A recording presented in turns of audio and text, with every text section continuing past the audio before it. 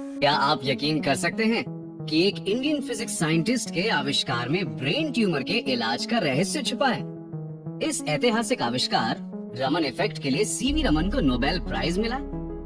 चंद्रशेखर वेंकटा रमन यानी सीवी रमन का जन्म तमिलनाडु के तिरुचिरापल्ली शहर में 7 नवंबर 1888 को हुआ था। संस्कृत और शिक्षा उन्हें विरासत में मिली।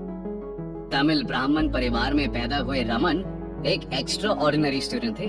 केवल 15 वर्ष की छोटी उम्र में ही उन्होंने फिजिक्स में गोल्ड मेडल के साथ ग्रेजुएशन कर लिया। उस समय ब्रिटिश इंडिया में रिसर्च की कमी के कारण रमन विदेश जाकर पढ़ना चाहते थे, लेकिन उनके हेल्थ इश्यूज की वजह से वो ना हो पाया। 1907 में इंडियन फाइनेंशियल सर्विस की परीक्षा लिखकर 19 वर्ष की उम्र में उन्होंने कलकत्ता में एक असिस्टेंट अकाउंटेंट की सर्विस ज्वाइन की। पर रमन हमेशा अपने आप को फिजिक्स के साथ जोड़े रखते थे। उन्होंने कलकत्ता के Indian association for the cultivation of science, जो कि लंदन के रॉयल इंस्टीट्यूशन पर आधारित था, उसमें म्यूजिकल इंस्ट्रूमेंट्स के साउंड वाइब्रेशंस पर शोध करना शुरू किया। अपने रिसर्च और थ्योरीज के कारण सिर्फ इंडिया में ही नहीं, यूरोप में भी उन्होंने एक साइंटिस्ट के रूप में अपनी पहचान बना ली।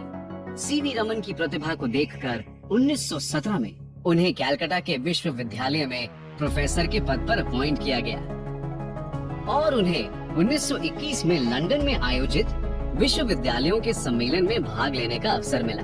रमन की ये पहली विदेश यात्रा उनके जीवन को नया मोड़ देने वाली थी। उन्होंने जहाज पर सफर करते हुए मेडिटेरेनियन सी के नीले पानी को देखा। वे फिजिसिस्ट लॉर्ड रेली के एक्सप्लेनेशन की सागर का पानी सिर्फ आकाश के नीले रंग को रिफ्लेक्ट करने के कारण नीला दिखता है से वाकिफ थे, पर वो इस एक्सप्लेनेशन से सहमत नहीं थे और विदेश से लौटते वक्त जहाज पर ही अपने पोलराइजिंग निकोल क्वार्ट्ज प्रिज्म से लाइट के स्कैटरिंग इफेक्ट पर एक्सपेरिमेंट शुरू कर दिया। बाद में अपने एक्सपेरिमेंट से रमन ने ये कंक्लूड किया कि ये नीला रंग तो पानी के मॉलिक्यूलर डिफ्रैक्शन प्रॉपर्टी के कारण होता है। उन्होंने एक नामी ब्रिटिश साइंस जर्नल नेचर में द कलर ऑफ द सी शीर्षक से एक नोट पब्लिश किया।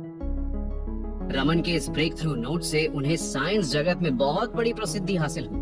उन्होंने लाइट पर अपना एक्सपेरिमेंट जारी रखा और 7 साल बाद 28 फरवरी 1928 को एक रेडिएशन इफेक्ट, जो आज रमन इफेक्ट के नाम से जाना जाता है, उसकी खोज की।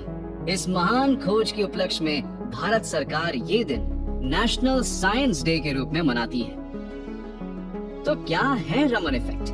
जब लाइट किसी ट्रांसपेरेंट मीडियम यानी प्रिज्म से गुजरता है तब वो स्कैटर हो जाता है, लेकिन लगभग 1 करोड़ इलेक्ट्रोमैग्नेटिक रेडिएशन में से एक रेडिएशन ऐसा पाया गया जिसका वेवलेंथ मीडियम के मॉलिक्यूल से टकराने के बाद चेंज हो जाता है। उस चेंज रेडिएशन को रमन इफेक्ट के नाम से जाना जाता है। इस लो फ्रीक्वेंसी को रमन ने अपने शुरुआती एक्सपेरिमेंट्स में बारीकी से ऑब्जर्व किया और बाद में क्वार्ट्ज स्पेक्ट्रोग्राफ की मदद से रिकॉर्ड किया। इसी रमन इफेक्ट की मदद से आकाश का नीला रंग, सनसेट और सनराइज के समय आसमान का लाल रंग होना जैसे नेचुरल फिनोमेना को आसानी से समझा जा सकता है।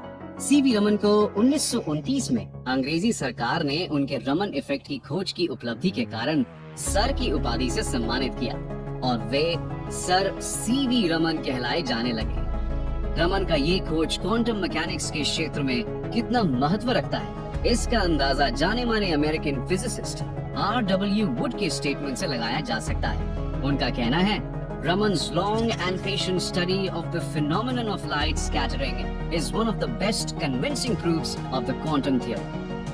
सन 1930 में इसी खोज के लिए सर सीवी रमन को नोबेल प्राइज से सम्मानित किया गया। रमन फिजिक्स में नोबेल प्राइज पाने वाले पहले एशियन वैज्ञानिक थे। ये अपने आप में एक बड़ी उपलब्धि थी कि उन्हें केवल 2 वर्ष के अंदर नोबेल पुरस्कार के लिए योग्य माना गया। रमन इफेक्ट इतना पाथ ब्रेकिंग था कि उसी समय उसका उपयोग थियोरेटिकल एंड एक्सपेरिमेंटल फिजिक्स में होने लगा।